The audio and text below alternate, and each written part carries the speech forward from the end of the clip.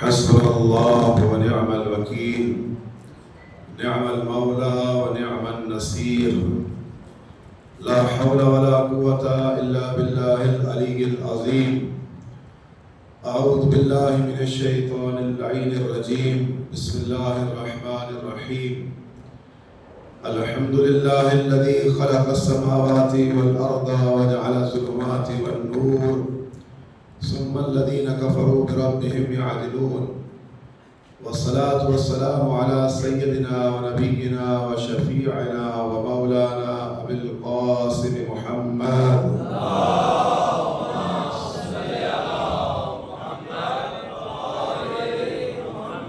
وأهل بيته الطيبين الطاهرين المعصومين المظلومين، ولعنة الله على أعدائهم أجمعين. أما بعد، فقد قال الله تبارك وتعالى في القرآن العظيم: بسم الله الرحمن الرحيم. يوم ترى المؤمنين والمؤمنات يسعى نورهم بين أيديهم وبأيمانهم، بشراكم اليوم جنات تجري من تحتها الأنهار خالدين فيها، ذلك الفوز العظيم. صدق الله العلي العظيم. وصلوات النبي محمد.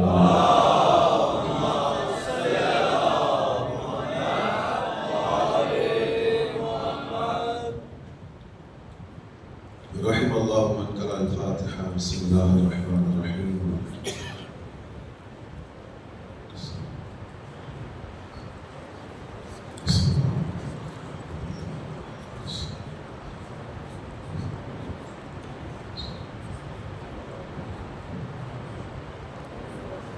اللهم صل على محمد وآل محمد یا رب العالمین. بحق محمد و آل محمد. یہ جو فاتحہ ہم نے پڑھی ہے، اس کا ثواب آنی مجلس کی جو بھی مرحومین اس دنیا سے چلے گئے میں جملہ تمام مومنین، مخصوصاً سارے بھائی کے والد محترم، ان کو بطور ہدیہ پیش کرتے ہیں. قبول فرما یا رب العالمین. انہیں محمد و آل محمد علیہ السلام کی شفاعت نصیب فرما، انہیں بیشت بری میں اعلیٰ مقام عطا فرما یا رب العالمین. تجھے واسطہ حضرت علی اکبر کی جوانی کا، جو نوجوان بے روزگار ہیں انہیں پاک اور طیب رزق عطا فرما یا رب العالمین. تجھے واسطہ بی بی سکینہ سلام اللہ علیہا کا، جو بے اولاد ہیں انہیں نیک اور صالح اولاد عطا فرما یا رب العالمین. تجھے واسطہ بیمار کربلا کا، جو بیمار ہیں پریشان حال ہیں، ان کی جو بیماریاں ہیں پریشانیاں ہیں دور فرما یا رب العالمین. جن مومنین نے دعاؤں کے لیے کہا ہے، ان کی جو بھی نیک حاجات ہیں اپنی بارگاہ میں قبول فرما. حاضرین مجلس جو یہاں موجود ہیں یا رب العالمین، ان کی جو بھی دعائیں ہیں حاجات ہیں اپنی بارگاہ میں قبول فرما یا رب العالمین. جو مومنین خواہش مند ہیں کربلا جانے کے، انہیں زیارت کربلا نصیب فرما. ہمارے مولا آقا امام مہدی علیہ السلام کا ظہور فرما، ہمیں ان کے اعوان و انصار میں شامل فرما. بحق محمد و آل محمد. اللہم صلی علی محمد. ایک صلوات پڑھیں محمد.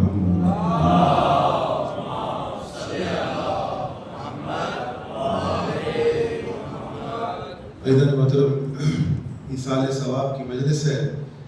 میں بھی تھوڑا سفر سے تھکا ہوا تھا، کچھ طبیعت ٹھیک نہیں تھی. بہرحال آپ مومنین کی محبت ہے، مجھے بڑا اچھا لگتا ہے یہاں آ کر، اور جو میرے دوست ہیں مجھے چاہتے ہیں کہ میں یہاں آؤں، ان کا بھی بہت ممنون و مشکور ہوں. آپ اپنی سلامتی کے لیے ایک صلوات پڑھیں محمد.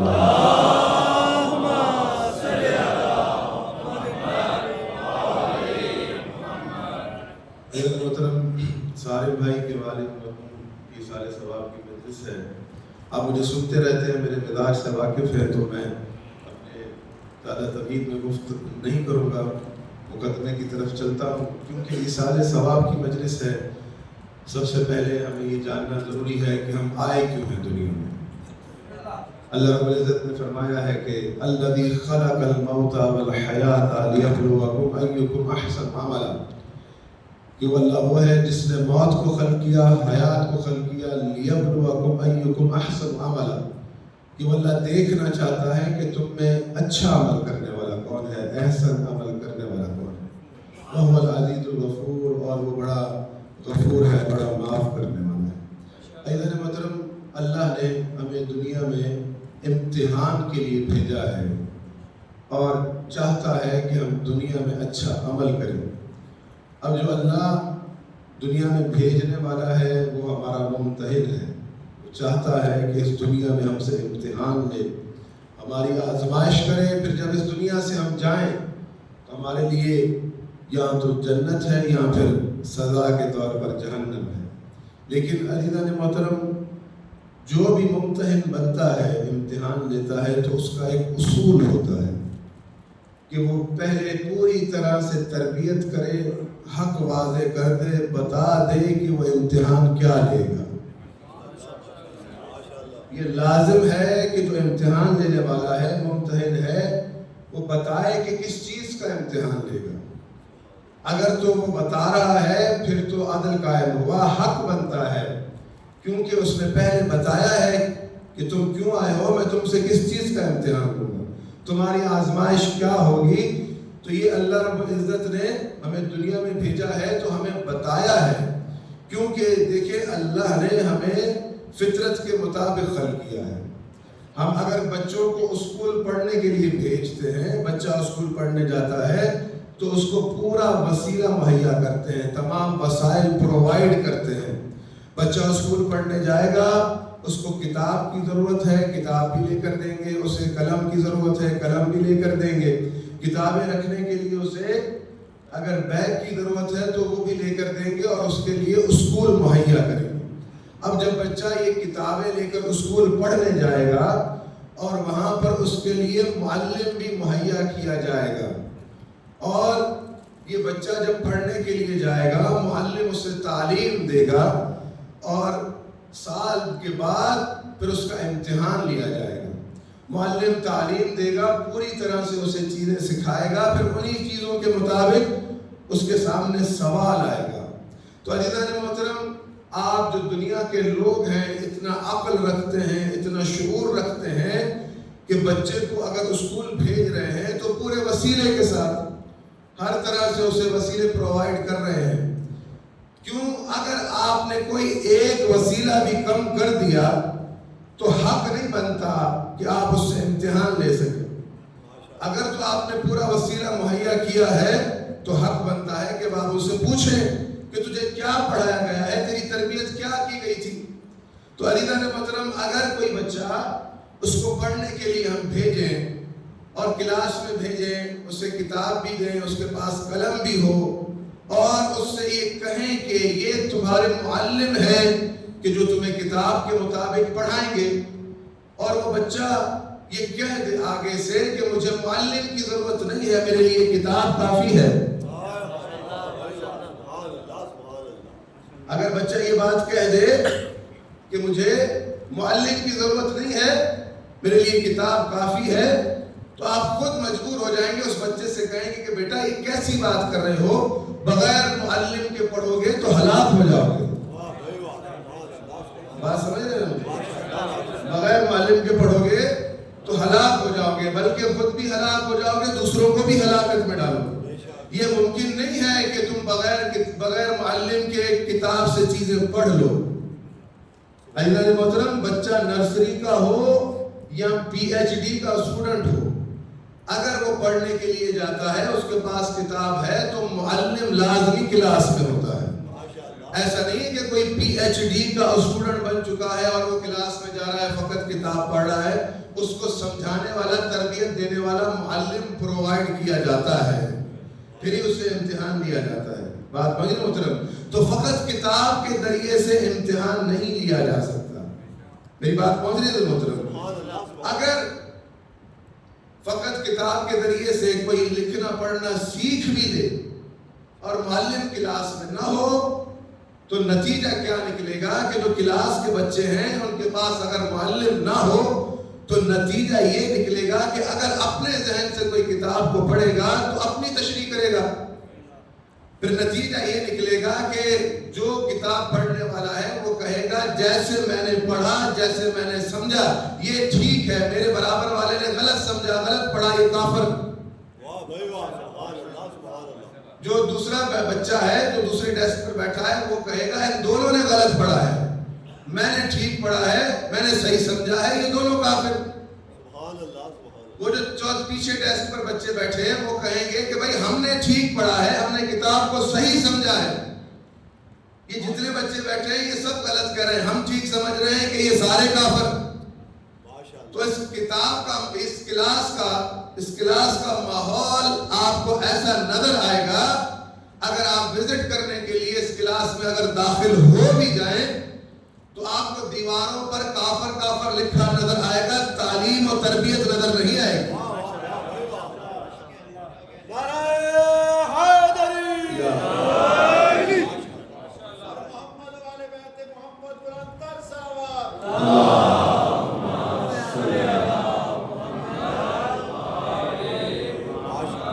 آپ نے غور فرمایا تھا نا مطلب. تو آپ کلاس کی دیواروں پر کیا دیکھیں گے کہ کافر کافر لکھا نظر آئے گا. اس کے علاوہ نہ اخلاق نظر آئے گا، نہ ادب نظر آئے گا، نہ آپ کو تربیت نظر آئے گی، نہ آپ کو روحانیت نظر آئے گی، بلکہ دست و گریباں بچے نظر آئیں گے. تو عزیزان محترم، اگر دنیا میں ہم عقل شعور رکھتے ہیں، اللہ نے ہمیں عقل دی ہے، اگر دنیا میں ایک وسیلہ بچوں کو پرووائیڈ نہ کیا جائے تو کلاس کے اندر فساد ہو جائے، سارا نظام درہم برہم ہو جائے. یعنی اب آپ سوچیں کہ ہم دنیا کے لوگ، کیونکہ اللہ نے ہمیں فطرت دی ہے، اس بات پر عقل رکھتے ہیں، اس بات پر یقین رکھتے ہیں کہ بچوں کو اگر پڑھانا ہے، تربیت کرنی ہے، پھر ان سے امتحان بھی لینا ہے تو ان کو پورا وسیلہ مہیا کریں. تو اب آپ سوچیں کہ وہ جو ساری کائنات کا خالق ہے، جس نے آپ کو دنیا میں بھیجا ہے تاکہ آپ مقام سعادت پر پہنچیں، تاکہ آپ روحانیت کے اعلیٰ درجے پر پہنچیں، تاکہ آپ معرفت کے اعلیٰ درجے پر پہنچیں، تو وہ اللہ آپ کو کیسے ایک وسیلہ کم دے سکتا ہے؟ بھائی اسی نے آپ سے پھر روز محشر پوچھ رہا ہے کہ میں نے تمہیں تربیت کی تھی، میں نے تمہیں معلم بھی دیا، میں نے تمہیں کتاب بھی دی، میں نے تمہیں معلم دیا، میں نے تمہیں کتاب دی، حق بنتا ہے اب اللہ سوال کرے گا. میں نے تمہیں بھیجا تھا کہ تاکہ تم اچھا عمل کرو. اچھا عمل کیا ہے کون بتائے گا؟ یہ تو خود اللہ بتائے گا. ہم تو یہ بھی فیصلہ نہیں کر سکتے کہ عمل صالح کیا ہے، ہم تو یہ بھی فیصلہ نہیں کر سکتے کہ نیکی کیا ہے. اب اللہ کہہ رہا ہے میں دیکھنا چاہتا ہوں کہ تم میں اچھا عمل کون کرتا ہے. تو عزیزان محترم، کوئی تو ہو جو بتائے اچھا عمل کیا ہے، نیک عمل کیا ہے، عمل صالح کیا ہے. تو اللہ نے ہمیں پورا وسیلہ پرووائیڈ کیا ہے، بغیر وسیلے کے ہمیں نہیں بھیجا. کوئی بھی چیز اللہ رب العزت نے اس میں کمی پیشی نہیں کی. آپ نے غور فرمایا؟ دیکھیں اللہ ممتحن ہے، اللہ امتحان لے گا. اگر دنیا کے آپ جو ایگزامن کنٹرولر ہوتے ہیں، ممتحن ہوتے ہیں، یہ نہیں چاہتے کہ بچوں کو جو پڑھایا گیا ہے کوئسچن پیپر آؤٹ ہو جائے. وہ ممتحن ہرگز نہیں چاہے گا کہ کوئسچن پیپر آؤٹ ہو جائے. اگر کوئسچن پیپر آؤٹ ہو بھی جاتا ہے تو پیپر کینسل کر دیا جاتا ہے. ایسا ہوتا ہے کہ نہیں؟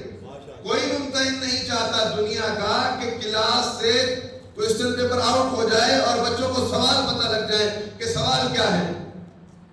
لیکن عزیزان محترم، وہ ممتحن کہ جس نے آپ کو دنیا میں آزمائش کے لیے بھیجا ہے، جو آپ سے سوال کرے گا، اس نے دنیا کے اندر ہی آپ کے لیے کوئسچن پیپر پہلے سے آؤٹ کر دیا ہے.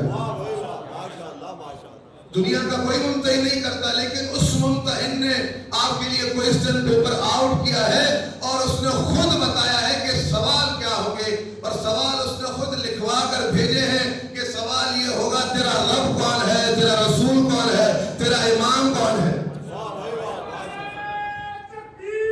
اللہ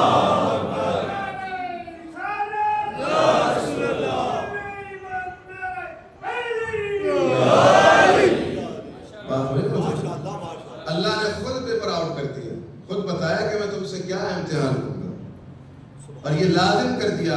رسول اللہ نے خود بتایا، وضاحت کر دی، فرما دیا من لم يعرف امام زمانہ مات میتۃ جاہلیہ، کہ تو جو بھی اپنے وقت کے امام کی معرفت کے سوا دنیا سے گیا وہ جاہلیت کی موت مر گیا. تو عزیزان محترم، رسول اللہ بتا رہے ہیں، اللہ بھی یہی بتا رہا ہے. میں نے گزشتہ مجالس میں آپ کے سامنے یہ چیزیں واضح کی ہیں. تو ہر شخص کے لیے ضروری ہے کہ وہ یہ جانے کہ اس کا معلم کون ہے. اللہ نے کسے اس کی تربیت کے لیے بھیجا ہے، میزان کون ہے. کیونکہ اللہ نے قرآن میں فرمایا ہے اللہ الذی انزل الکتاب بالحق والمیزان، اللہ نے کتاب کو نازل کیا ہے حق کے ساتھ اور میزان کے ساتھ. یعنی کتاب ابتدا سے ہی تنہا نہیں آئی, اس کا میزان اس کے ساتھ آیا ہے. کتاب تنہا نہیں آئی. اللہ کہہ رہا اللہ الذی انزل الکتاب بالحق والمیزان, میں نے کتاب کو حق اور میزان کے ساتھ نازل کیا ہے. میزان کسے کہتے ہیں؟ ترازو کو کہتے ہیں. اللہ کہہ رہا ہے میں نے میزان کے ساتھ نازل کیا ہے. اب آپ کیا سمجھ رہے ہیں کہ یہ ترازو دنیا کی ترازو ہے؟ یہ ترازو دنیا کی ترازو ہے. یعنی اللہ رب العزت نے آپ کو جو قرآن بھیجا ہے, جو سلیبس بھیجا ہے, اس میں جو کچھ لکھا ہے اگر آپ فقط لکھے پر عمل کریں گے اللہ قبول نہیں کرے گا. اللہ کہہ رہا ہے کہ عمل میں میزان کے تھرو قبول کروں گا. یعنی آپ کے لیے اللہ رب العزت نے جو معلم بھیجا ہے تعلیم دینے کے لیے, جیسے اس نے نماز پڑھی ہے اللہ ویسی قبول کرے گا. جیسا عمل اس نے کیا ہے ویسا اللہ قبول کرے گا. اس سے ہٹ کر اگر کوئی عمل کرے گا تو اللہ اس کا عمل قبول نہیں کرے گا. کیونکہ اللہ کہہ رہا ہے میں نے میزان دیا ہے. تو اخلاقیات بھی دیکھے گا تو میزان کے ساتھ دیکھے گا, ادب بھی دیکھے گا تو میزان کے ساتھ دیکھے گا, علم بھی دیکھے گا تو میزان کے ساتھ دیکھے گا, عمل بھی دیکھے گا تو میزان کے ساتھ دیکھے گا. میری آواز تھوڑی بیٹھی ہے, آپ کو میری آواز ٹھیک آ رہی ہے؟ اگر آواز ٹھیک آ رہی ہے تو ایک صلوات پڑھے ورنہ.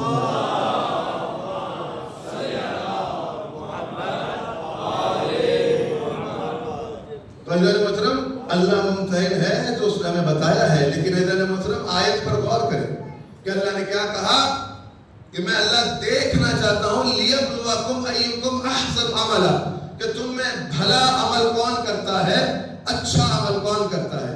اللہ نے یہ نہیں کہا کہ میں یہ دیکھنا چاہتا ہوں کہ تم میں کثیر عمل کون کرتا ہے, زیادہ عمل کون کرتا ہے, بلکہ کیا کہا احسن عمل, اچھا عمل. بعض اوقات کثیر اعمال اس مقام تک نہیں پہنچتے.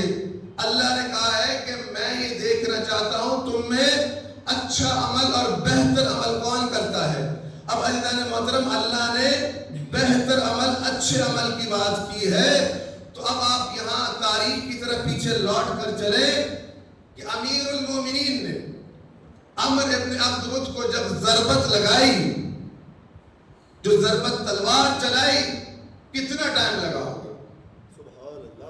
تلوار چلانے میں کتنے ٹائم لگا ہوگا؟ سم سیکنڈز. کتنے؟ چند سیکنڈ.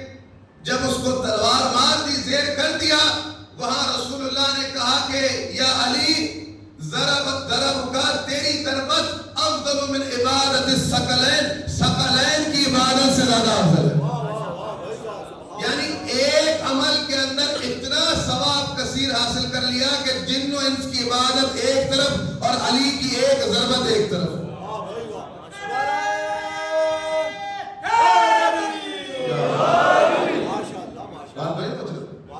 اللہ کیا کہہ رہا ہے کہ میں دیکھنا چاہتا ہوں تم میں احسن عمل کون کرتا ہے, بھلا عمل. تو بھلا عمل.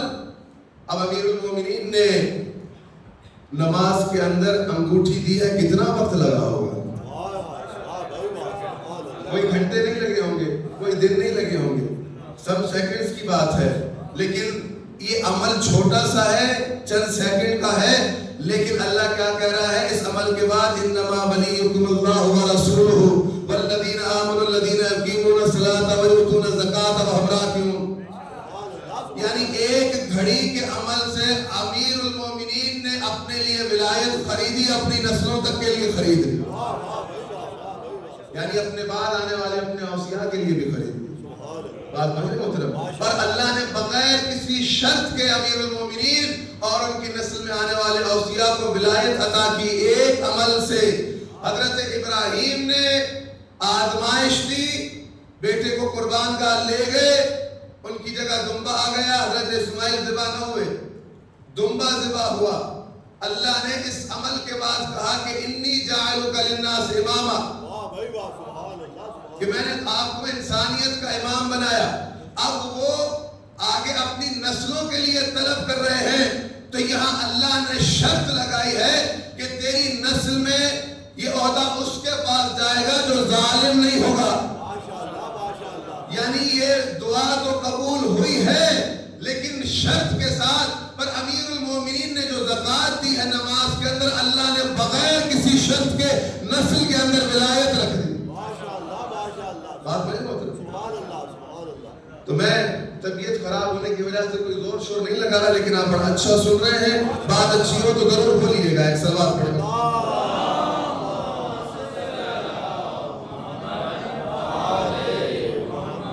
دیکھیں میرے محترم، قرآن معجزہ ہے.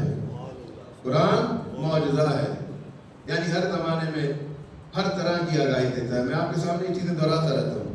میں نے یہ جو بھی گفتگو کی ہے ابھی تک سرنامہ کلام کی آیت کی طرف نہیں آیا. اللہ رب العزت فرماتا ہے، یہ سورہ حدید کی آیت ہے. اللہ رب العزت فرماتا ہے یوم تری المؤمنین والمؤمنات، روز محشر تم مومن مردوں اور مومن عورتوں کو دیکھو گے. یوم تری المؤمنین والمؤمنات یسعی نورہم بین ایدیہم وبایمانہم، ان کا نور ان کے آگے آگے ہوگا اور ان کے داہنے طرف ہوگا. روز محشر تم مومن مردوں کو اور مومن عورتوں کو دیکھو گے کہ ان کا نور ان کے آگے آگے ہوگا. یوم تری المؤمنین والمؤمنات یسعی نورہم بین ایدیہم وبایمانہم، یعنی ان کے دائیں طرف اور ان کے سامنے ان کا نور آگے آگے ہوگا. پھر ان کو بشارت دی جائے گی، بشراکم اليوم جنات تجری من تحتها الانہار، کہ تمہیں جنت کی بشارت دی جاتی ہے، اس جنت کی کہ جس کے نیچے نہریں بہ رہی ہیں.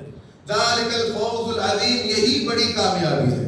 عزیزان محترم، اللہ رب العزت کہہ رہا ہے کہ روز محشر مومن مردوں کا اور مومن عورتوں کا نور ان کے آگے آگے ہوگا اور داہنی طرف ہوگا. ان کو جنت کی بشارت دی جائے گی. پھر کہا جائے گا کہ تم کامیاب ہو. بات بڑی محترم، انہیں کامیابی کی بشارت دی جائے گی، جنت کی بشارت دی جائے گی. اسی کے بعد اگلی آیت میں اللہ رب العزت فرماتا ہے یوم یقول المنافقون والمنافقات، تم دیکھو گے روز محشر منافق مرد اور منافق عورتیں. تم دیکھو گے روز محشر منافق مرد اور منافق عورتیں. اب آیت میں منافق مرد بھی ہیں اور منافق عورتوں کا بھی ذکر ہے، تو پتہ چلا کہ فقط مرد منافق نہیں ہوتا، عورتیں بھی منافق ہوا کرتی ہیں. منافق مرد ہو یا منافق عورت ہو، دونوں کی نشانی یہ ہے یہ علی سے بغض رکھتے ہیں. یہ اللہ نے قرآن میں کہا ہے. اب جو مومنین جن کا نور ان کے آگے آگے چل رہا ہوگا، اللہ کہہ رہا ہے تم دیکھو گے کہ روز محشر یوم یقول المنافقون والمنافقات للذین آمنوا انظرونا نقتبس من نورکم، تو منافق مرد منافق عورتیں پکار کر کہیں گے کس سے؟ کہ وہ جو مومن مرد ہیں اور مومن عورتیں ہیں ان سے کہیں گے کہ اپنے نور میں سے ہمیں تھوڑا دو، اپنے نور میں سے ہمیں بھی تھوڑا نور دو، ہمیں بھی کوئی روشنی دو، ہمیں بھی نور ملے. اس نور کے لیے ترسیں گے، پکاریں گے کہ تم اپنے نور میں سے ہمیں بھی نور دو. منافق مرد منافق عورتیں کہیں گی یوم یقول المنافقون والمنافقات للذین آمنوا انظرونا نقتبس من نورکم، ہم چاہتے ہیں کہ تمہارے نور سے کچھ حاصل کریں. تو اللہ رب العزت فرماتا ہے قیل ارجعوا وراءکم فالتمسوا نورا، قیل ارجعوا وراءکم فالتمسوا نورا، نداء خدا بندی آئے گی اس طرف دور ہٹو، جا کر وہاں سے اپنا نور لو. جس نور کو دنیا میں تم نے چھوڑا، اپنا نور بنایا، وہیں سے جا کر نور لو. تم نے میرے بنائے نور کو چھوڑا، جو اپنے لیے راہ چنی، جا کے وہاں سے نور لو. قیل ارجعوا وراءکم فالتمسوا نورا، جاؤ ادھر. فضرب بینہم بسور لہ باب، تو مومن مردوں مومن عورتوں کے درمیان اور منافق مردوں اور منافق عورتوں کے درمیان ایک باب آ جائے گا، دروازہ آ جائے گا، ایک پردہ آ جائے گا. باطنہ فی الرحمہ وظاہرہ من قبل العذاب، جہاں مومن مرد عورتیں ہیں وہاں رحمت ہی رحمت ہے، اور جس طرف منافق مرد اور منافق عورتیں وہاں عذاب ہے. اب یہ منافق مرد اور منافق عورتیں مومنین مردوں اور مومنین عورتوں کو پکاریں گے. کیا کہیں گے؟ ینادونہم الم نکن معکم، کہ تم ہم سے اس طرح دوری اختیار کر رہے ہو کہ ہم دنیا میں ایک ساتھ نہیں رہا کرتے تھے، ہم دنیا میں اکٹھے نہیں ہوا کرتے تھے. الم نکن معکم، کہ ہم ساتھ نہیں ہوتے تھے. تو کہیں گے قالوا بلا، ہاں کیوں نہیں، تم ہمارے ساتھ ہوتے تھے. بلا ولکنکم فتنتم انفسکم فتربصتم وارتبتم وغرتکم الامانی حتی جاء امر اللہ وغرکم باللہ الغرور. وہ کہیں گے کہ ہاں ہم دنیا میں اکٹھے ہوتے تھے، لیکن جب بھی ہم پر کوئی مصیبت آتی تھی، کوئی پریشانی آتی تھی تو تم خوش ہوا کرتے تھے، تم غرور میں پڑتے تھے. اللہ اگر ہم سے آزمائش لیتا تھا، اگر ہم پر کوئی مصیبت آتی تھی تو تم خوش ہوتے تھے. اب تم یہ کہہ رہے ہو کہ کیا ہم ساتھ نہیں رہتے تھے؟ وہ ساتھ رہنا کیا رہنا تھا؟ وہ ساتھ رہنا کیا رہنا تھا کہ تم میں اور ہم میں دوری ہی دوری تھی. تم تو ہمیشہ اس چیز کے پیچھے رہتے تھے کہ ہم پر بلا آئے، ہم پر مصیبت آئے. تم ہی تو وہ لوگ تھے جو ہم پر ظلم کیا کرتے. بات پہنچ رہی محترم؟ لیکن یہ چیزیں پڑھی نہیں جاتی، اس لیے میں آپ کو سناتا ہوں. میں آپ کو دوسرے طریقے سے بھی فضائل سنا سکتا ہوں، لیکن میں آپ کو یہ چیزیں اس لیے سنا رہا ہوں تاکہ آپ کی معرفتوں میں اضافہ ہو، پہچانے، اپنے خود کو بھی پہچانے اور اپنے وقت کے امام کو بھی پہچانے. ایک صلوات پڑھے بر محمد.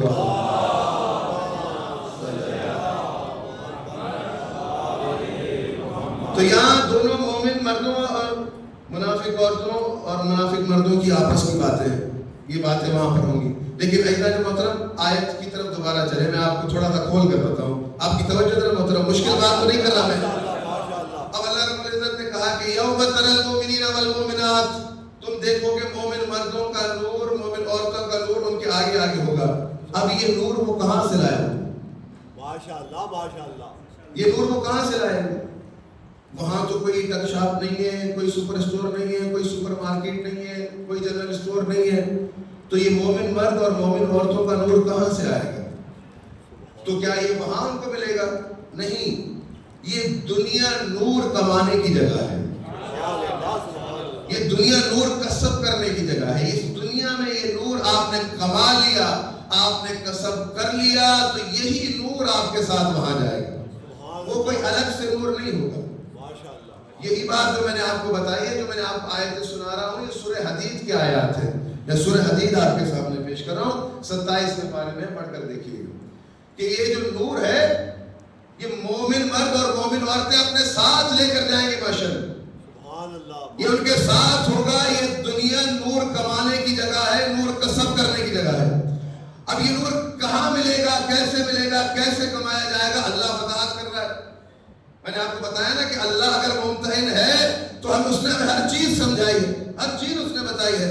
یہ ممتحن کی ذمہ داری ہے، امتحان لینے والوں کی ذمہ داری ہے کہ وہ بتائیں کہ تم سے کس طرح سے امتحان لیا جائے گا. دنیا میں بتائیں کہ تمہیں کہاں چلنا ہے، کس کے پیچھے چلنا ہے. بات بولے محترم. اسی سورہ کے اندر یہ آیت ہے، اللہ رب العزت فرماتا ہے یا ایھا الذین آمنوا اتقوا اللہ، اے لوگوں جو ایمان لائے ہو اللہ سے ڈرو. اے لوگوں جو ایمان لائے ہو اللہ سے ڈرو. وآمنوا باللہ، پہلے کہا ڈرو، اللہ سے ڈرو، تقوی اختیار کرو. پھر کہا وآمنوا باللہ، اور اللہ پر ایمان لاؤ. وآمنوا برسولہ، اور اس کے رسول پر ایمان لاؤ. اب کیا ہوگا؟ اللہ پر بھی ایمان لے آئے، اللہ سے ڈر بھی چکے، اس کے رسول پر ایمان بھی لا چکے. پھر اللہ کہہ رہا ہے کہ اگر تم مجھ سے ڈرو گے، مجھ پر ایمان لاؤ گے، میرے رسول پر ایمان لاؤ گے، یؤتکم کفلین من رحمتہ، تو میں تمہیں تمہاری عبادتوں کا دگنا اجر عطا کروں گا. یؤتکم کفلین من رحمتہ. اب یہاں بات ختم نہیں ہوئی، اب یہاں بات ختم نہیں ہوئی، آیت جاری ہے. آگے اللہ کیا کہہ رہا ہے؟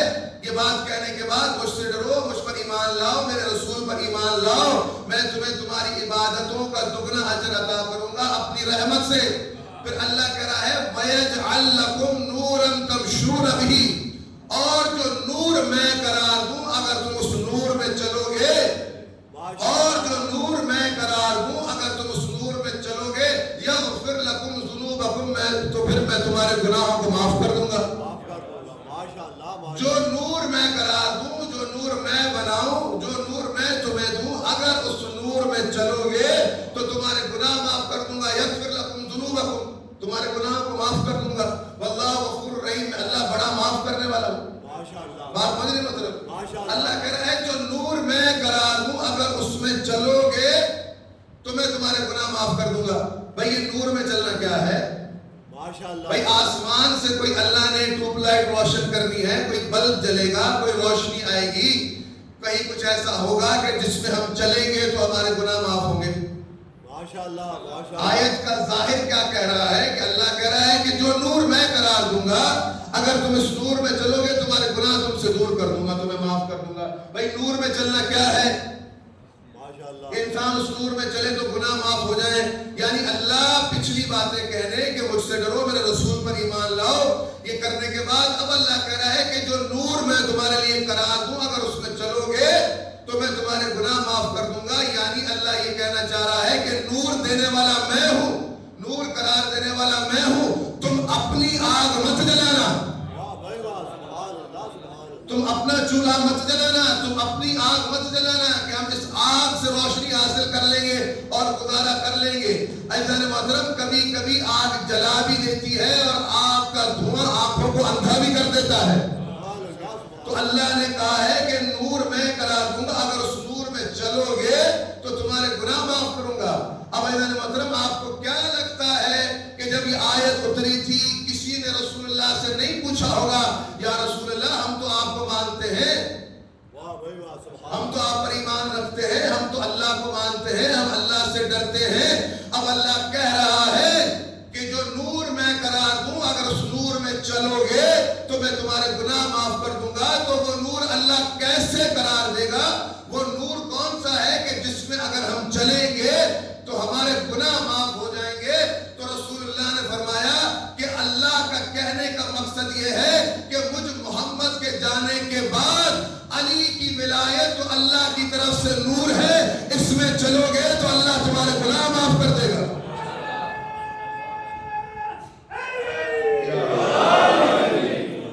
بات بھائی مطلب اللہ کہہ رہا میں نور قرار دوں گا، پھر اس نور میں اگر چلو گے یعنی میرے بعد جو ولایت ہے، میرے بعد جو راہ خلافت الہیہ ہے، میرے بعد جو راہ امامت ہے، اس کے اندر اگر چلو گے جیسے میری تم نے اطاعت فرما برداری کی ہے اگر ایسے ہی کرتے رہو گے تو اللہ تمہارے لیے راہ مہیا کرے گا. یعنی وہ راہ یعنی کوئی ایسا ہے کہ جس کا چلنا نور خدا ہے. اللہ کہہ رہا ہے کہ میں نور قرار دوں گا، اگر اس نور میں چلو گے تو تمہارے گناہوں کو معاف کر دوں گا. تو عزیزان محترم، اللہ رب العزت یہ بتا رہا ہے کہ محمد تمہارے پاس دین لائے ہیں، اس کے بعد بھی تمہیں روشنی کی ضرورت ہے، تمہیں نور کی ضرورت ہے.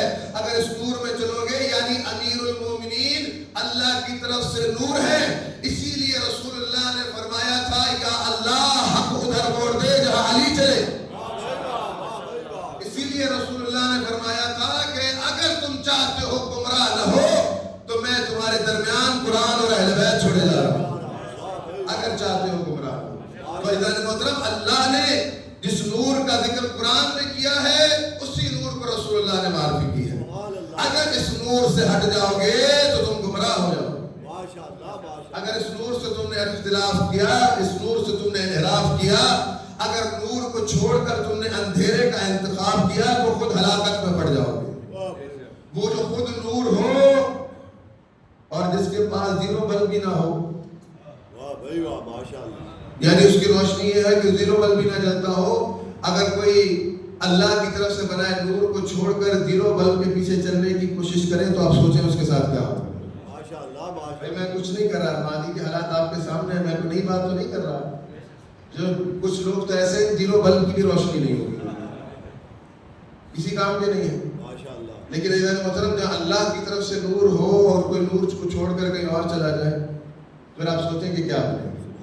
لیکن اللہ نے بارہا ہر جگہ نور کا ذکر کیا ہے. قرآن میں کہیں پر بھی لفظ اگر نور ہے تو اس سے ولایت، اس سے مراد امیر المومنین کا نام ہے.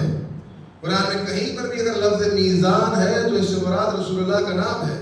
قرآن میں کہیں پر بھی اگر لفظ سبیل ہے تو اس سے مراد امیر المومنین کا نام ہے. یہ اسماء امیر المومنین ہے تاکہ بعد کے لوگوں کے لیے راہ ہدایت ہو، بعد کے لوگ اس نور سے محروم نہ ہو. لیکن عزیزان محترم، آپ دنیا میں دیکھ لیں جتنے بھی یہ فرقے ہیں اسی وجہ سے ہے کہ نور خدا جو اللہ نے چاہا میں قرار دوں گا، اس کو چھوڑنے کا نتیجہ یہ نکلا کہ لوگ گمراہی میں پڑے، مختلف طرح کے فرقے بنے، مختلف طرح کی چیزیں بنی. لیکن عزیزان محترم، اللہ نے جس گھر کو نور بنایا ہے تو پورے عدل کے ساتھ بنایا ہے. بات بڑی نہیں محترم، آپ تھکے تو نہیں ہیں. دیکھیں اللہ نے ماضی میں بھی یہی روش رکھی ہے کہ یہ کوئی نئی اللہ نے چیز نہیں کی. اللہ نے قرآن میں فرمایا وَلَقَدْ أَرْسَلْنَا رُسُلُنَا، یہ سورہ حدیث سنا رہا ہوں ساری کا. وَلَقَدْ أَرْسَلْنَا رُسُلُنَا بِالْبَيِّنَاتِ، کہ ہم نے رسول بھیجے ہیں واضح نشانیوں کے ساتھ. وَأَنزَلْنَا مَعَهُمُ الْكِتَابَ وَالْمِيزَانَ، اور ہم نے ان کے ساتھ کتاب نازل کی ہے، میزان نازل کیا ہے، لِيَقُومَ النَّاسُ بِالْقِسْطِ، تاکہ وہ لوگوں کے درمیان عدل قائم کر سکے۔ انبیاء کے لیے اللہ نے کہا ہے کتاب بھی بھیجی ہے، میزان بھی بھیجا ہے۔ تو جہاں ماضی میں اللہ نے کتاب بھیجی، میزان بھیجا، تو کیسے ممکن ہے کہ رسول اللہ کے بعد اللہ نے فقط کتاب بھیجی ہو اور ساتھ میزان نہ بھیجا ہو؟ ماشاءاللہ ماشاءاللہ۔ یہ میزان پہلے اللہ کی سنت تھی، انبیاء کے ساتھ تھا، رسول اللہ کے ساتھ بھی یہ میزان ساتھ ساتھ ہے۔ اور اللہ نے کیا فرمایا کہ میں نے میزان کو نازل کیا۔ اب میزان کہتے ہیں ترازو کو، تو کسی نے دیکھا ہے کہ ترازو آسمان سے اتری ہے؟ پھر اللہ کہہ رہا ہے وَأَنزَلْنَا الْحَدِيدَ فِيهِ بَأْسٌ شَدِيدٌ وَمَنَافِعُ لِلنَّاسِ، کہ ہم نے لوہے کو نازل کیا ہے کہ اس میں فائدہ بھی ہے، اس میں ضرر بھی ہے۔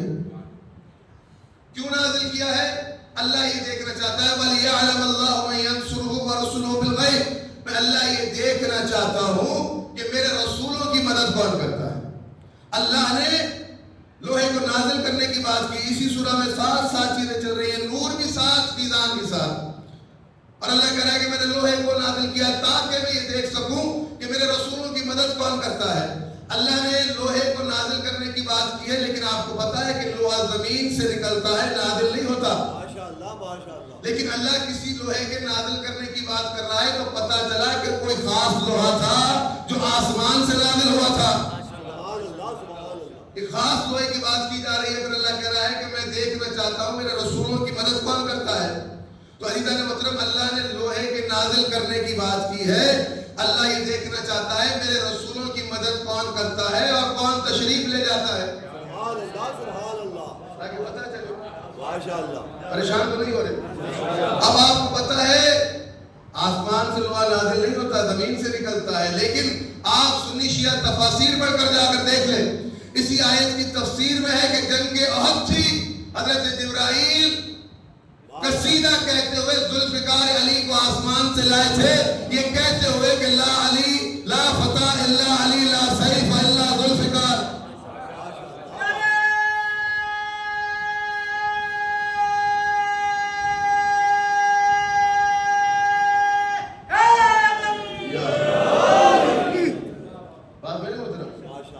امیر المومنین نے کہا یا رسول اللہ میری تلوار ٹوٹ گئی، رسول اللہ نے کوئی جواب نہیں دیا۔ دوسری بار کہا یا رسول اللہ میری تلوار ٹوٹ گئی، کوئی جواب نہیں دیا۔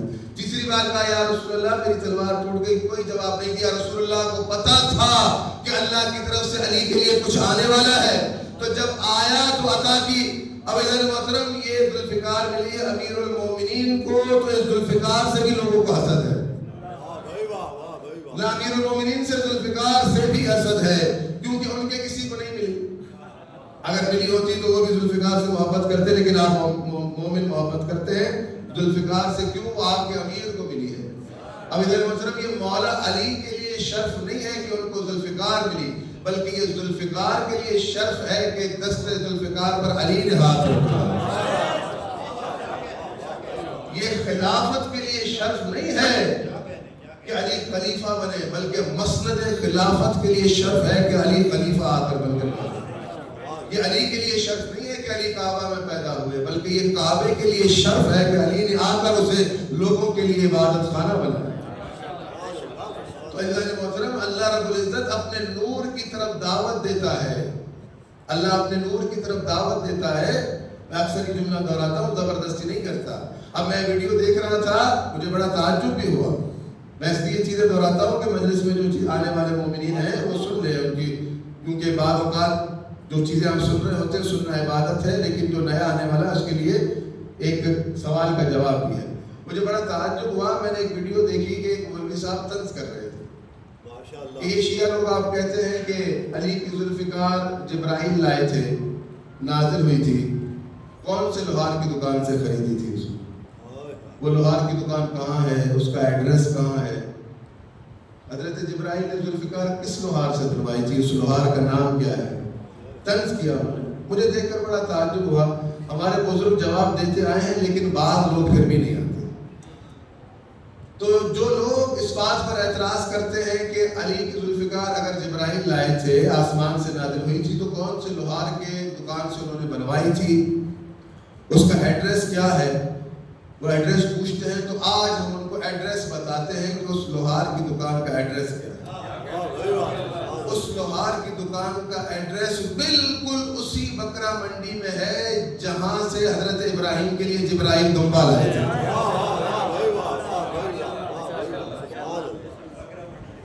بالکل اسی پکوان سینٹر کے برابر میں جہاں بنی اسرائیل کے لیے منہ سلوہ بنتا تھا. لیکن بات کیونکہ امیر المومنین کی ہے، محمد و آل محمد کے فضل کی بات ہے تو اس پر اعتراض ہوتا ہے. لیکن عزیزان محترم، اللہ رب العزت نے نور قرار دیا، پھر آپ پر وضاحت کر دی اگر نور میں چلو گے گناہ معاف کر دوں. میں بس مختصر کر رہا ہوں، ہماری مجلس ہو چکی. لیکن دیکھیں اللہ رب العزت کی کریمی کو سنتے ہوئے، کیونکہ ایصال ثواب کی مجلس ہے، میں آپ کی زحمات تمام کروں گا کہ اللہ نے دیکھیں کیا فرمایا قرآن میں، قُلْ يَا عِبَادِيَ الَّذِينَ أَسْرَفُوا عَلَىٰ أَنفُسِهِمْ لَا تَقْنَطُوا مِن رَحْمَةِ اللَّهِ إِنَّ اللَّهَ يَغْفِرُ الذُّنُوبَ جَمِيعًا إِنَّهُ هُوَ الْغَفُورُ الرَّحِيمُ. اے محمد آپ ان لوگوں سے کہہ دیں کہ جنہوں نے اپنی جانوں پر ظلم کیا ہے اللہ کی رحمت سے نا امید نہ ہو، اللہ کی رحمت سے نا امید نہ ہو. ان اللہ یغفر الذنوب جميعا، اللہ سارے گناہ معاف کر دے گا. انہ هو الغفور الرحیم، وہ اللہ بڑا معاف کرنے والا ہے. تو ادھر مطلب دیکھیے اللہ نے مومنین کے لیے کتنی بڑی رحمت اور نور رکھا ہے کہ اللہ کہہ رہا ہے کہ مایوس نہ ہو. ہمیں مایوس نہیں ہونا چاہیے. آج بھی کچھ نہیں بگڑا، اگر ہم چاہیں ابھی بھی اپنی حالت درست کر سکتے ہیں. اے اللہ ہم سرنڈر کرتے ہیں تیرے آگے. تو نے کہا ہے کہ میری رحمت سے مایوس نہ ہو، تو ہم تجھ سے یہ تقاضا کرتے ہیں بحق محمد، بحق علی، بحق فاطمہ الزہرا، بحق حسن حسین، اے اللہ ہمارے گناہوں کو معاف فرما. اللہ کی طرف رجوع کریں، کیونکہ دیکھیں اللہ نے مہلت دی ہے. آج آیت موجود ہے، آج بھی اللہ رب العزت آپ کو پکار رہا ہے. کیا کہہ رہا ہے؟ یہ جو میں نے آپ کو آیت سنائی ہے یہ سورہ زمر کی آیت ہے کہ اللہ کہہ رہا ہے کہ میری رحمت سے نا امید نہ ہو. پھر اگلی آیت میں اللہ کیا کہہ رہا ہے؟ وَأَنِيبُوا إِلَىٰ رَبِّكُمْ أَسْلِمُوا لَهُ من قبل ان یاتیکم العذاب ثم لا تنصرون. اور میرے آگے توبہ کر لو، میرے آگے تسلیم ہو جاؤ. واسلموا له، میرے آگے تسلیم ہو جاؤ. من قبل ان یاتیکم العذاب ثم لا تنصرون، کہیں ایسا نہ ہو کہ عذاب تم تک آ پہنچے پھر تمہاری کوئی مدد نہیں ہوگی. جہاں اللہ نے کہا میرے نور کی طرف آؤ تو اللہ پکار رہا ہے، قرآن میں مہلت دے رہا ہے. توبہ کر لو، میرے آگے تسلیم ہو جاؤ، اور آ کر میرے آگے تسلیم ہو جاؤ، میرے آگے جھک جاؤ، سرنڈر کر دو. ایسا نہ ہو کہ عذاب تم تک آ پہنچے. وَأَنِيبُوا إِلَىٰ رَبِّكُمْ أَسْلِمُوا لَهُ مِن قَبْلِ أَن يَأْتِيَكُمُ الْعَذَابُ ثُمَّ لَا تُنصَرُونَ وَاتَّبِعُوا أَحْسَنَ مَا أُنزِلَ عَلَيْكُم مِّن رَّبِّكُم مِّن قَبْلِ أَن يَأْتِيَكُمُ الْعَذَابُ بَغْتَةً وَأَنتُمْ لَا تَشْعُرُونَ وَاتَّبِعُوا أَحْسَنَ مَا أُنزِلَ عَلَيْكُم مِّن رَّبِّكُم، اور اس کی اتباع کرو جو اللہ نے تمہارے پاس احسن بھیجا ہے. وَاتَّبِعُوا أَحْسَنَ مَا أُنزِلَ عَلَيْكُم مِّن رَّبِّكُم مِّن قَبْلِ أَن يَأْتِيَكُمُ الْعَذَابُ بَغْتَةً وَأَنتُمْ لَا تَشْعُرُونَ، اور جو اللہ نے تمہارے پاس احسن بھیجا ہے، بھلا بھیجا ہے، اس کی اتباع کر لو. کہیں ایسا نہ ہو کہ تمہیں شعور ہی نہ رہے، تم پہچان ہی نہ سکو، اس احسن کی شناخت ہی نہ کر سکو، اور عذاب تم کو آ کر گھیر لے. تو عزیزان محترم آیت میں اللہ کہہ رہا ہے وَاتَّبِعُوا أَحْسَنَ، وَاتَّبِعُوا أَحْسَنَ، اس بھلے کی اتباع کرو جو اللہ نے تمہاری طرف بھیجا ہے. تو اس آیت کی تفسیر میں ہے، امام جعفر صادق علیہ السلام سے پوچھا گیا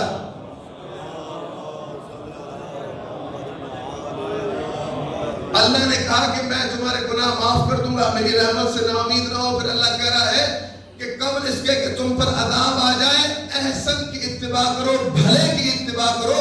میرے مولا یہ احسن کیا ہے؟ تو امام نے جواب دیا کہ اس احسن سے مراد ہم محمد و آل محمد کی ولایت ہے. کہ اللہ کہہ رہا ہے اس بھلے کی اتباع کرو جو میں نے تمہارے پاس بھیجا ہے. آج بھی آیت موجود ہے، قرآن پکار رہا ہے وَاتَّبِعُوا أَحْسَنَ مَا أُنزِلَ إِلَيْكُم مِّن رَّبِّكُم مِّن قَبْلِ أَن يَأْتِيَكُمُ الْعَذَابُ بَغْتَةً وَأَنتُمْ لَا تَشْعُرُونَ أَن تَقُولَ نَفْسٌ يَا حَسْرَتَ عَلَىٰ مَا فَرَّطتُ فِي جَنبِ اللَّهِ وَإِن كُنتُ لَمِنَ السَّاخِرِينَ. کہیں مبادا ایسا نہ ہو کہ تم ان لوگوں میں ہو جاؤ کہ روز محشر حسرت کرتے ہوئے کہیں کہ اے کاش ہم دنیا میں جنب اللہ کے ساتھ ہوتے. ان تقول نفس یا حسرت علی ما فرطت فی جنب اللہ وان کنت لمن الساخرین. میں تو تمسخر اڑانے والوں میں سے ہو گیا، میں تو مذاق کرنے والوں میں سے ہو گیا، میں تو مذاق اڑاتا رہ گیا. اللہ کہہ رہا ہے مبادا کہیں ایسا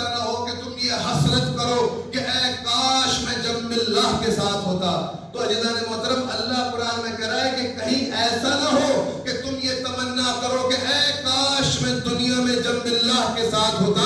آپ کو پتا ہے کہ جنب اللہ نام سے کس نے کس کو پکارا تھا؟ بھائی جنب اللہ کس کو کہتے ہیں ہم؟ یہ جنب اللہ رسول اللہ نے کس کو نام لے کر پکارا تھا؟ رسول اللہ نے کہا تھا کہ علی جنب اللہ ہے. علی جنب اللہ ہے. اللہ کہہ رہا ہے کہ جنب اللہ ایسا نہ ہو کہ تم کہو کہ اے کاش میں دنیا میں جنب اللہ کے ساتھ ہوتا. تو اس کی معرفی رسول اللہ نے کی ہے کہ یمن کا ایک کاروان آیا رسول اللہ کے پاس. تو ابھی پہنچنے والا تھا مسجد نبی میں رسول اللہ بیٹھے تھے. وہ آ رہا تھا کاروان, اس میں کچھ لوگ تھے. تو رسول اللہ نے فرمایا کہ یہ جو یمن سے ابھی کاروان آ رہا ہے, یہ جو لوگ میرے پاس ابھی آ رہے ہیں, اللہ نے ان کے ایمان کو جانچ لیا ہے. اہل یمن جو میرے پاس آ رہے ہیں, اللہ نے ان کے ایمان کو جانچ لیا ہے. تو اصحاب رسول خدا بیٹھے ہیں. اصحاب رسول اللہ سوچ رہے ہیں کہ ہم اللہ کے رسول کی جماعت میں سے, اللہ کے رسول کے ساتھ رہتے ہیں. لیکن یہ کون لوگ ہیں کہ جنہوں نے رسول اللہ کے ساتھ وقت نہیں گزارا, لیکن اللہ کے رسول کہہ رہے ہیں کہ اللہ نے ان کے دلوں کو جانچ رکھا ہے, اللہ نے ان کے ایمان کو جانچ لیا ہے. تو جب وہ لوگ قریب آئے رسول اللہ کے پاس, آ کر رسول اللہ کو سلام کیا اور کہا کہ آپ اللہ کے رسول ہیں. تو رسول اللہ نے کہا ہاں میں اللہ کا رسول ہوں. تو انہوں نے پہلا سوال یہ کیا کہ اے اللہ کے رسول, ہر نبی کا وصی ہوتا ہے, ہر نبی کا وصی ہوتا ہے, آپ کا وصی کون ہے؟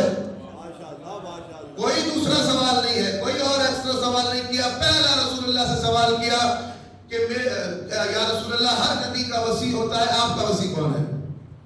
تو رسول اللہ نے کہا کہ میرا وصی وہ ہے کہ جس کے لیے اللہ نے قرآن میں کہا ہے ان تقول نفس یا حسرتا علی ما فرطت فی جنب اللہ وان کنت لمن الصابرین, کہ اگر اس جنب اللہ کو کسی نے چھوڑ دیا روز محشر وہ حسرت کرے گا اے کاش میں دنیا میں جنب اللہ کے ساتھ ہوتا. تو اہل یمن لوگوں نے پوچھا یا رسول اللہ وہ جنب اللہ کون ہے؟ تو رسول اللہ نے فرمایا یہ جنب اللہ وہ ہے کہ جس کے لیے اللہ نے قرآن میں کہا ہے وَاعْتَصِمُوا بِحَبْلِ اللَّهِ جَمِيعًا وَلَا تَفَرَّقُوا, کہ اللہ کی رسی کو مضبوطی سے تھام لو کہ کبھی فرقے فرقے مت ہونا. تو وہ حبل اللہ ہے. تو ان کی تشویش اور بڑھی, کہا یا رسول اللہ یہ حبل اللہ کون ہے کہ جس کو تھامنے سے انسان تفرقے میں نہیں پڑتا؟ تو رسول اللہ نے کہا کہ میں نہیں بتاؤں گا, یہ میری جماعت بیٹھی ہے, اسی جماعت میں میرا وصی بیٹھا ہے, جاؤ اس کے چہرے کو دیکھو پہچان کر لے آؤ. جاؤ اس کے چہرے کو دیکھو اور پہچان کر لے آؤ. حضرت سلمان فارسی کہتے ہیں کہ وہ اہل یمن لوگ, انہوں نے ایک ایک صف میں چکر لگایا, جماعت بیٹھی تھی ہر صف میں چکر لگایا, ہر چہرے کو دیکھتے گئے دیکھتے گئے. ایک وقت ایسا آیا کہ وہ چہرے امیر المومنین پر آ کر رک گئے.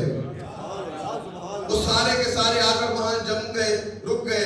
امیر المومنین کو دیکھتے رہے. امیر المومنین کا ہاتھ تھاما, امیر المومنین کو لے آئے رسول اللہ کے پاس صفوں کو چیرتے ہوئے, آ کر قریب پیش کیا, کہا یا رسول اللہ یہ آپ کا وصی ہے.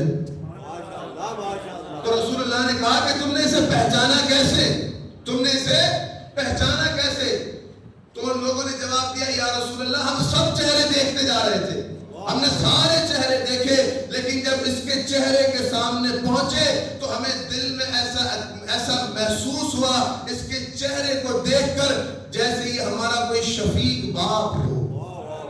اس کے چہرے کو دیکھ کر ہمارے دلوں کو قرار ملا, ہمارے جگر کو ٹھنڈک ملی, ہماری روح کو تسکین ملی. ہمیں ایسا لگا جیسے یہ ہمارے لیے چھاؤں ہے, ایسا محسوس ہوا کہ جیسے ہمارا کوئی شفیق باپ ہے. ہمارے دلوں نے ایسا محسوس کیا, یہاں پر آ کر رک گئے اور ہمارے قدم آگے بڑھے ہی نہیں. تو رسول اللہ نے فرمایا کہ بے شک تم نے سچ کہا, یہی وہ ہے کہ جس کے لیے اللہ نے قرآن میں کہا ہے کہ لوگ حسرت کریں گے اے کاش میں دنیا میں جنب اللہ کے ساتھ ہوتا.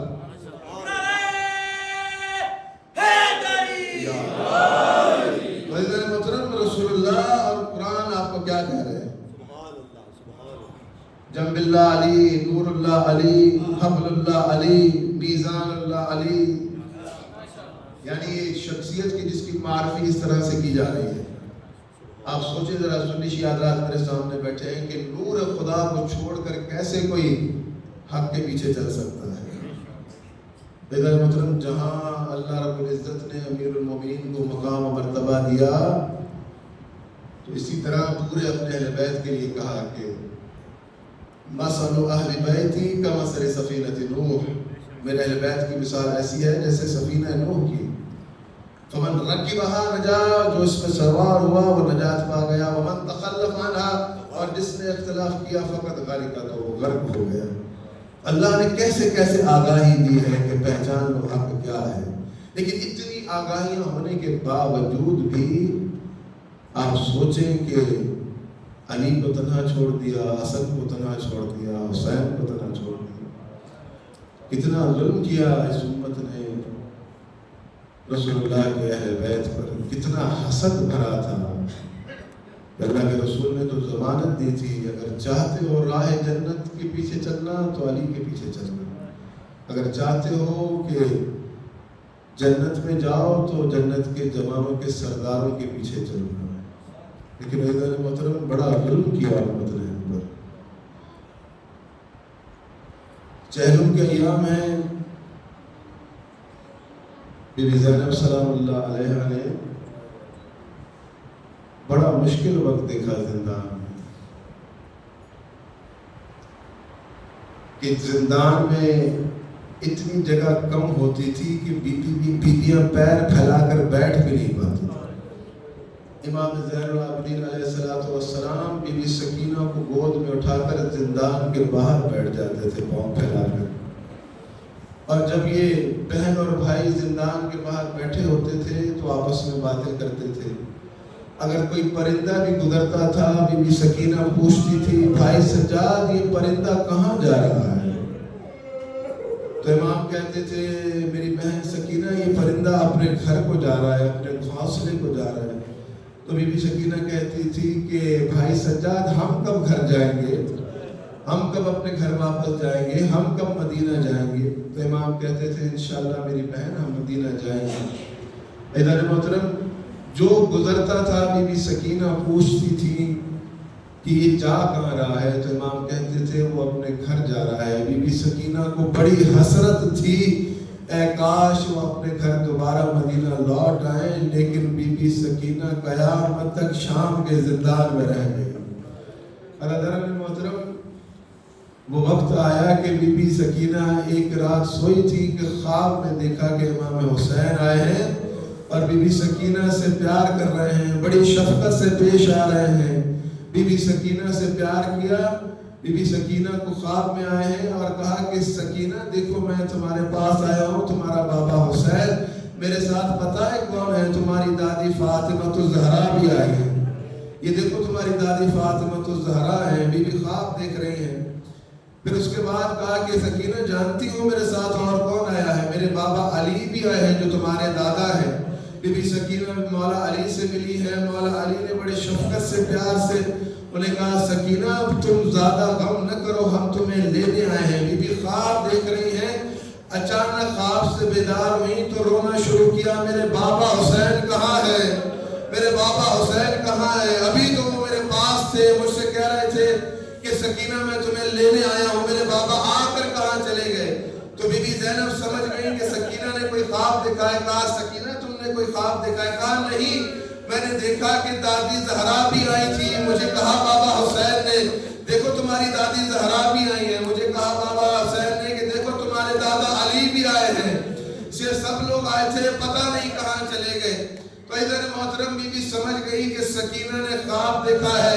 بی بی سکینہ کو تسلی دی، لیکن بی بی سکینہ کو تسلی نہ مل سکی، روتی رہی، اتنا روئی کہ زندان میں وہ یزید سو نہیں پا رہا تھا۔ اس نے اپنے غلام سے کہا کہ یہ بچی کون ہے جو رات کے اس پہر بابا بابا کہتی رو رہی ہے؟ تو اس کے غلام نے کہا کہ یہ بچی ہے حسین کی بیٹی جو اپنے باپ حسین کے لیے رو رہی ہے۔ کہا تو جا کر اس کا باپ حسین اسے دے دو۔ کہا وہ تو اب نہیں ہے دنیا میں۔ کہا اگر وہ نہیں ہے تو اس کا سر تو ہے، جا کر اس کا سر اس کو سکینہ کو دے دو۔ عزیزان محترم، اس نے سر کو تشت میں اٹھایا، ایک کپڑا رکھا، بی بی رو رہی ہے اپنے بابا حسین کے لیے، میرے بابا حسین کہاں گئے؟ اب یہ تشت میں سر لایا گیا ہے جس پر کپڑا ہے، تو بیوی نے دیکھا کہ شاید انہیں چپ کرانے کے لیے کھانا لایا گیا ہے، تو بیوی نے کہا کہ مجھے کھانا نہیں چاہیے، مجھے میرے بابا حسین چاہیے۔ تو اس نے کپڑا ہٹاتے ہوئے کہا کہ یہ تیرے بابا حسین ہی ہیں۔ بی بی سکینہ نے جیسے ہی سر حسین کو دیکھا چیخ مار کر رونے لگی اور خود کو سر حسین پر گرا دیا، اپنی آغوش میں لے لیا۔ اب سر پر ہاتھ رکھ کر بی بی رو رہی ہے اور سر کو حسرت سے دیکھ رہی ہے، پوچھ رہی ہے، سوال کر رہی ہے، بابا آپ کے چہرے پر یہ زخم کس نے مارا ہے؟ بابا یہ آپ کی پیشانی پر زخم کیسا ہے؟ بابا یہ آپ کے دانتوں کو کس نے توڑا ہے؟ بابا یہ آپ کے ہونٹ زخمی کیوں ہیں؟ بابا یہ آپ کی رگوں کو کس نے کاٹا ہے؟ یہ کہتے کہتے بی بی سکینہ سر حسین پر گر گئی۔ بس سر حسین پر کیا گرنا تھا، امام زین العابدین کی نگاہ بلند ہوئی، انا للہ و انا الیہ راجعون۔ عزیزان محترم، جیسے ہی بی بی زینب نے سنا، پکار کر کہا، بیٹا سجاد ایسا کیا ہوا ہے کہ تم نے آیت پڑھی؟ کہا پھوپھی جان سکینہ اب ہم میں نہیں رہی، اب سکینہ کبھی بابا حسین کو یاد نہیں کرے گی۔ عزیزان محترم، یہ سکینہ کا دنیا سے جانا تھا کہ جو سبب بنا ہے اس قافلے کی زندان سے رہائی کا۔ یزید کو پتا چلا کہ حسین کی سکینہ زندان میں چل بسی ہے۔ عزیزان محترم، بڑی غربت تھی، ہائے غربت کہ وقت کے امام نے غسالہ کو بلایا ہے غسل دینے کے لیے۔ اب جب غسالہ غسل دینے آئی ہے، وہ کہہ رہی ہے اس بچی کو کرتا خون سے ایسے لت پت تھا کہ جسم سے چپکا ہوا ہے، اب اگر میں اسے غسل دوں گی تو اس کی کھال اتر جائے گی، تو میں اس کو بغیر غسل کے دفنا دوں یا ویسے دفنا دوں اسی کرتے میں۔ عزیزان محترم، غربت اتنی کہ جیسے سکینہ کے بابا حسین کے لیے کفن نہ ملا، ایسے سکینہ کو بھی کفن نہ ملا، اور بغیر کفن کے بی بی سکینہ کو امام زین العابدین نے دفن کروا دیا۔ بی بی سکینہ دفن ہو گئی۔ یزید نے امام زین العابدین کو بلایا، کہا کہ میں تمہیں مال و دولت دیتا ہوں، مجھے اپنے بابا کا قتل معاف کر دے، تمہیں رہائی دیتا ہوں۔ تو امام نے حیرت سے اس کی طرف دیکھا، کیا تو مجھے دنیا کی دولت دے گا؟ کیا ایسے میرے بابا کا قتل معاف ہوگا؟ میرے بابا کا قتل میں کبھی معاف نہیں کروں گا۔ تو کہا کہ ٹھیک ہے، میں آپ کو رہائی دیتا ہوں، آپ چلے جائیں۔ تو کہا کہ میں اپنی پھوپھی زینب کے مشورے کے سوا رہائی بھی نہیں لوں گا۔ اب جب بی بی زینب کے پاس آئے ہیں، کہا کہ پھوپھی جان آپ عالمہ غیر معلمہ ہیں، مجھے کہا گیا ہے کہ ہم آپ کو رہائی دیتے ہیں، میں رہائی لے لوں، آپ کی اجازت ہے یا نہیں ہے؟ کہا کہ بیٹا سجاد شرائط پر ہم رہائی لیں گے۔ عزیزان محترم، ہمیشہ جو جیتتا ہے وہی شرائط رکھتا ہے۔ بی بی زینب اور امام زین العابدین نے یزید کو شکست دے دی تھی۔ بی بی نے شرطیں بتائی، وہ شرطیں آپ جانتے ہیں کیا ہے؟ کہ بی بی نے کہا کہ سب سے پہلے ہمیں ایک گھر دیا جائے، ایک مکان دیا جائے جہاں ہم اپنے مقتولین کو روئے، کیونکہ ہمیں رونے نہیں دیا گیا، ہم ان کے لیے روئیں، ہم ان کے لیے عزاداری کریں۔ اس کے بعد جتنے تبرکات لوٹے گئے ہیں وہ سارے کے سارے واپس کیے جائیں، اسی شرط پر ہم رہائی لیں گے۔ امام نے یزید کو بتایا کہ ان شرائط پر ہم آزادی لیں گے۔ تو اس نے کہا ٹھیک ہے، تبرکات تو لینے والے لے گئے لیکن کچھ ہیں جو لوٹا دیے جائیں گے۔ تو عزیزان محترم، اب جب شرائط قبول کر دی گئی ہیں، ایک گھر دیا گیا ہے کہ جس میں بیویاں ہیں، آئی ہیں اپنے مقتولین کے لیے رونے کے لیے۔ سب بیویاں ایک گھر میں جمع ہیں کہ اب چاہتی ہیں کہ اپنے مقتولین پر روئیں۔ بیویاں اس گھر میں بیٹھی ہیں خاموش، کچھ نہیں بول رہی ہیں، کوئی مصائب نہیں پڑھ رہی ہیں، بس ایک بی بی کہتی ہے واہ حسینہ، سب بیویاں ہوتی ہیں۔ پھر جب گریہ خاموش ہوتا ہے، پھر کوئی بی بی کہتی ہے واہ عباسہ، تو سب بیویاں ہوتی ہیں۔ پھر وقت ایسا آتا ہے کہ کوئی بی بی کہتی ہے واہ علی اکبرہ، تو سب بیویاں ہوتی ہیں۔ تو عزیزان محترم، انہوں نے وہاں 7 دن گریہ کیا، عزاداری کی اس جگہ پر کہ جہاں پر منع تھا ان کے لیے ہونا۔ اب جب وہ وقت آیا کہ تبرکات لوٹائے گئے ہیں، بی بی زینب سلام اللہ علیہ کے پاس شام کی خواتین تبرکات لائی ہیں۔ ان تبرکات میں سب سے پہلے ایک گٹھڑی آئی ہے۔ اس گٹھڑی کو جب بی بی زینب نے کھولا تو اس میں چادریں تھیں۔ تو جیسے ہی چادریں دیکھی، بی بی نے چیخ مار کر رونا شروع کیا۔ سب سے پہلے کہا کہ مجھے میری ماں کی تھی. میری ماں زہرا کی چادر بی بی زینب نے چادر لی. دوسری چادر لی کہا بی بی رباب یہ آپ کی چادر ہے. تیسری چادر آئی ام لیلا یہ تمہاری چادر ہے. حضرت محترم ان تبرکات میں ایک چھوٹی چادر نکلی.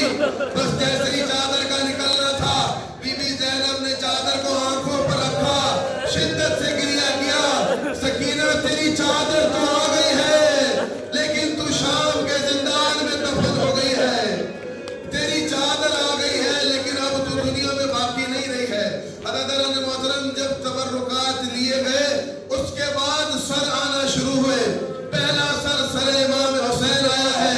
بی بی نے پڑھ کر لیا میرے بھائی حسین کا سر مجھے دو. اپنے بھائی کا سر لیا. اس کے بعد دوسرا سر حضرت علی اکبر کا آیا, بی بی ام لیلا نے لیا. تیسرا سر آیا ہے جو حسین کے علمدار کا سر ہے. بی بی ام کلثوم نے پڑھ کر کہا مجھے میرے بھائی عباس کا سر دو. اسی طرح سے سر آتے گئے, سب بیویوں نے لے لیے. تو اچانک دو چھوٹے ننھے سر آئے, کوئی لینے والا نہیں تھا. تو ایک شامی خاتون نے کہا کہ ان دونوں بچوں کی کیا ماں مر گئی ہے, ان دونوں بچوں کا سر کوئی لینے والا نہیں ہے.